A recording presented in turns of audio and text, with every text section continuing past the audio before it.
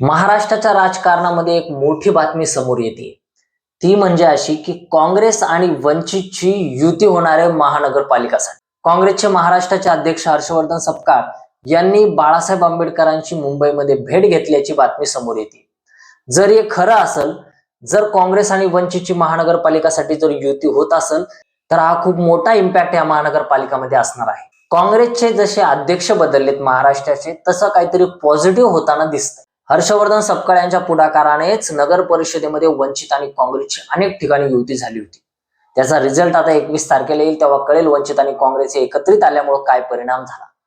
परंतु नक्कीच पॉझिटिव्ह परिणाम होणार आहे मित्रांनो। मुंबई वगळता ही युती सध्या आहे असं बोललं जात आहे, अजून पुढे गेली नाही, परंतु युती होणार आहे अशी चर्चा आहे। बाळासाहेबांची आणि हर्षवर्धन सपकाळ यांची भेट झाल्याची वृत्त आहे मुंबईमध्ये। जर ही युती पुढे गेली तर नक्कीच पॉझिटिव्ह काहीतरी वंचितसाठी आणि काँग्रेससाठी होईल असं वाटतंय। मुंबई विषयी अजून त्यांचं बोलणं झालं नाही, कारण मुंबईच्या अध्यक्ष वर्षा गायकवाड आहेत। मुंबईमध्ये देखील अनेक काँग्रेसचे मोठे नेते आहेत। त्या सगळ्यांना एकत्रित बसून हर्षवर्धन सपकाळ, बाळासाहेब आंबेडकर यांची एकत्रित काहीतरी बैठक होऊ शकते आणि त्याच्यातून मुंबईचं काय ते समोर येईल। परंतु मुंबई वगळता इतरत्र 28 ठिकाणी महानगरपालिकांसाठी काँग्रेस आणि वंचितची युती होणार आहे असं सध्या चित्र दिसतंय। मित्रांनो, तुम्हाला याबद्दल काय वाटतंय? काँग्रेस आणि वंचितचा फायदा दोन्ही पक्षाला होईल का? वंचित यातून काही सीट जिंकू शकते का? काँग्रेस देखील काही जिंकू शकते का?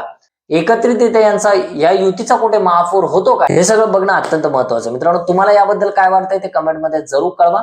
व्हिडिओ जर आवडला असेल तर लाईक करा, चॅनलला सबस्क्राईब करायला विसरू नका। भेटूयात नव्या व्हिडिओमध्ये। जय हिंद।